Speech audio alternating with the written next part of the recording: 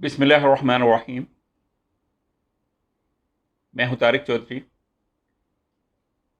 आपका मेज़बान यूट्यूब पे तारिक चौधरी चैनल के साथ। आज जुलाई की 19 तारीख है और हमें बात करना है नरेंद्र मोदी और इंडिया की तरफ से नई और तारीखी हमाकतों के हवाले से, जिसका उसे बहुत बुरी तरह से आने वाले दिनों में ख़ौम-ए-आज़ाब भुगतने के लिए तैयार रहना है। इससे पहले कि हम तफसील में जाएं, आपसे गुजारिश है कि आप यूट्यूब पे तारिक चौधरी चैनल को सब्सक्राइब कर लीजिए, बेल आइकॉन को भी दबा दीजिए, ताकि जो अहम ख़बरें हम आपस में शेयर करना चाहते हैं वो बर वक्त आप तक पहुंचती रहें। वीडियो को आखिर तक देखिएगा, लाइक कीजिएगा, शेयर कीजिएगा और अपने कमेंट्स और आरा से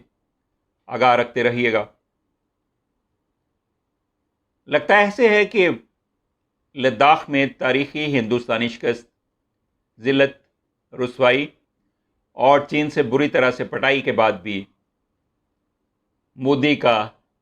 दिल नहीं भरा और उसका मन मज़ीद रुसवाई की तलब में हलकान हुआ जाता है। नरेंद्र मोदी ने तमाम तर सियासी हिकमतों को बलाए ताक रखते हुए अमेरिका की ये तजवीज़ कबूल करने का फ़ैसला किया है कि साउथ चाइना सी में भारतीय नेवी को तैनात किया जाए। 35 लाख मुरब्बा मीटर तक फैले समंदर में लातादाद जज़ायर मौजूद हैं और अमेरिका के अलावा यहाँ चीन, वियतनाम, फ़िलिपाइन, ताइवान, ब्रुनेई और मलाइशिया की नेवी पहले से ही मौजूद है और ये सारे मुल्क साउथ चाइना सी में पाए जाने वाले मुख्तलिफ समंदरी जज़ायर पर मिल्कियत का दावा रखते हैं। अमरीकी बहरी बेड़ा अपने तजारती तहफ़्फ़ुज़ के लिए यहाँ मौजूद रहता है। लद्दाख में चीन से ज़लील रुसवा होने के बाद जब हिंदुस्तान इल्तिजा भरी नज़रों से अमेरिका की तरफ देखने लगा तो उसने हिंदुस्तानी बनिए को काबू करने का ये मौका गनीमत जाना और फिर अपनी रवायती पॉलिटिक्स को काम में लाते हुए लद्दाख में इंडिया की कोई मदद किए बगैर इंडिया को तजवीज़ दी कि वो साउथ चाइना सी में अपनी नेवी तैनात करे और इस काम के लिए ऑस्ट्रेलिया के साथ मिलकर 4 मुल्कों का एक ग्रुप बनाया जाए जिसमें अमेरिका भी शामिल। भारतीय फ़िरका परस्त हुकूमत जो सोचने समझने की सलाहियत से बज़ाहिर बिल्कुल महरूम हो चुकी है, वो बुरी तरह से इस अमरीकी जाल में फंस गई और इस बात को बुला बैठी कि अमेरिका और चीन में तो 10,000 किलोमीटर का ज़मीनी और जोग्राफियाई फासला मौजूद है और अगर कभी जंग हुई भी तो मैदान जंग अमेरिका नहीं बनेगा बल्कि साउथ चाइना सी बनेगा और भारत की तो ज़मीनी और जोग्राफियाई सरहदें चीन के साथ मिलती हैं और अभी चीन उसे लद्दाख में बुरी तरह से लताड़ रहा है। गलवान, पेंगोंग त्सू और फिंगर 8, 7, 6, 5, 4 उसे छीन चुका है। साउथ चाइना सी चीन का बैक बॉर्डर कहलाता है और ये बहरुल काहिल से जुड़ा हुआ है। चीन की 5 में से 3 अहम तरीन बंदरगाहें यहीं वाक़ हैं। चीन की ज़रूरत का 80% तेल यहीं से गुजरकर चीन पहुंचता है और अमेरिका की 83 अरब डॉलर की तजारत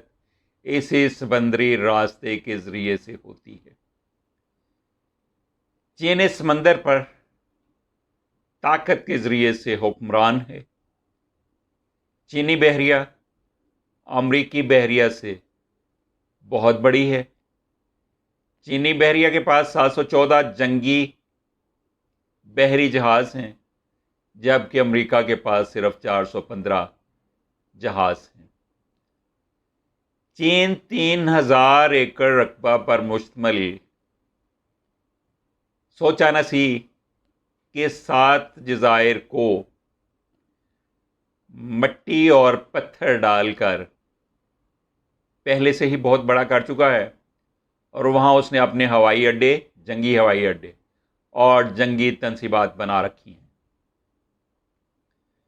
वियतनाम और चीन में पार्सल आइलैंड नामी जज़ायर की मिल्कियत का पुराना झगड़ा चल रहा है। अमेरिका इन जज़ायर पर चीनी कब्जे को गैरकानूनी जानता है और वो दावा करता है कि यही कब्जा छुड़ाने के लिए ऑस्ट्रेलिया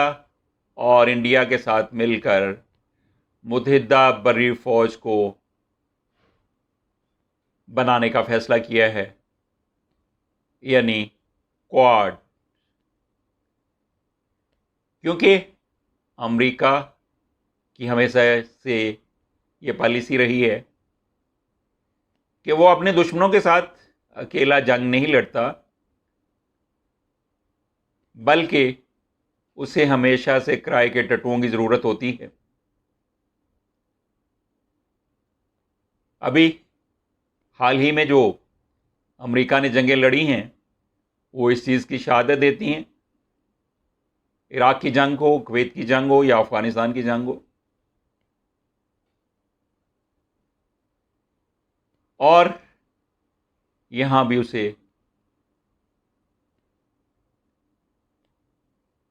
किराए का एक भाड़े का टट्टू हिंदुस्तान की शक्ल में मिल गया है और हिंदुस्तान ने बगैर सोचे समझे गहरी खाई में छलांग लगा दी है, जिसका खुमियाजा उसे सिर्फ लद्दाख और कश्मीर में नहीं बल्कि सिलीगुड़ी, चिकनेक और सेवन सिस्टर्स पर मुश्तमिल रियासतों में भुगतना पड़ेगा और नागालैंड, मिज़ोरम, अरुणाचल प्रदेश, सिक्किम और दीगर रियासतें उसके हाथ से इस तरह से फिसलती नज़र आएंगी जैसे यूएसएसआर कोलैप्स होने के बाद उसके हाथों से दर्जनों रियासतें फिसल कर आज़ाद ममालिक का रूप धार चुकी हैं। चीन पहले से ही इस खदशे से आगाह था और साउथ चाइना सी में मुजवजा बहरी नाकाबंदी के तोड़ के लिए उसने OBOR, one belt one road शुरू किया था, ताकि अगर कभी अमेरिका अपनी इन हरकतों के साथ, अपने बुरे अज़ाइम के साथ कभी उसकी साउथ चाइना सी में बहरी नाकाबंदी करने की कोशिश करे तो उसे मुतबादल रूट जो सस्ता भी हो और कारगर भी हो वो मिल जाए, और वो रूट कौन सा है जो गवादर तक जाता है। अमेरिका साउथ चाइना सी पर इत्तेहादियों के साथ चीन की लाइफलाइन पर बैठकर उसकी गर्दन मरोड़ने के दर पे है और उसके लिए उसे किराए के टट्टुओं की शक्ल में, भाड़े के टट्टुओं की शक्ल में इंडिया मिल गया। अमेरिका ही की हलाशेरी पे भारत पहले भी अहमकाना अंदाज में लद्दाख में आगे बढ़ा था ताकि साउथ चाइना सी के मुतबादल चीनी रूट के लिए ख़तरा बन सके। लेकिन चीन ने बुरी तरह से भारत की गर्दन मरोड़ कर रख दी और उसे लेने के देने पड़ गए और वन बेल्ट वन रोड के ज़ेली मंसूबे सी पैक पर चीन ने आंच तक नहीं आने दी। यहां अमेरिका भारतीय सूरमाओं की तारीखी जिल्लत और रुसवाई में कतन इनका मददगार साबित ना हो सका, लेकिन नरेंद्र मोदी की फिरका प्रस्त हुकूमत ने इससे कोई सबक नहीं सीखा और अब उसने दोबारा से अमरीकी आशीर्वाद और हलाशेरी और ट्रैप में आते हुए जो फैसला किया है, लगता है कि ये फैसला हिंदुस्तानी इस्तेमार की जड़ें तक हिलाकर रख देगा और इसका उसे बहुत ही भारी खुमियाजा भुगतना पड़ेगा, क्योंकि सिलीगुड़ी कॉरिडोर और उसके इर्द गिर्द भूटान, नेपाल, बांग्लादेश के साथ चीन बहुत अच्छे ताल्लुकात बना चुका।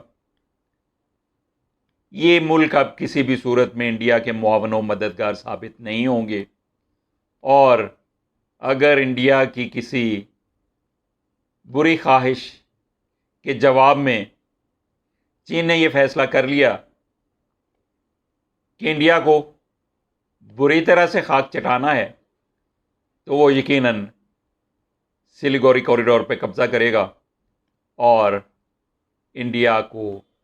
उसकी 8 रियासतों से, जो 4 करोड़ से ज़ायद आबादी पर मुश्तमिल हैं, दफातन इंडिया से अलग करके रख देगा और फिर इंडिया को, हिंदुस्तान को और नरेंद्र मोदी की आकबत नांदेश रजीम को सिर्फ उन रियासतों की अलहदगी का सानहा ही बर्दाश्त नहीं करना पड़ेगा, बल्कि बकिया हिंदुस्तान में भी आज़ादी की बेशुमार तहरीकें जो किसी मौका की तलाश में हैं, इंडिया की, पूरे इंडिया की एंड सेंट बजा कर रख देंगी। आज तक के लिए बस यही बात, यही ख्वाहिश कि अल्लाह ताला हमारे इलाके को किसी तबाही से बचाए और इंडिया के फ़िरका परस्त हुक्मरानों को अहमकाना वारदातों से रोक दे और वो पूरे खित्ते के अमन को खाकिस्तर करने से बाज आ जाएं और ये समझ जाएं कि अगर उन्होंने इस तरह की कोई अहमकाना हरकत मज़ीद की तो उसका सरासर नुकसान उन्हें ही होगा और हिंदुस्तान, जो तारीख़ में कभी भी एक मुत्तहिदा मुल्क की शक्ल में वजूद नहीं रखता रहा, वो फिर से बेशुमार टुकड़ों में तकसीम होकर रह जाएगा। अल्लाह ताला हमें, हम सब को अपनी खुशनुदी से नवाज़े।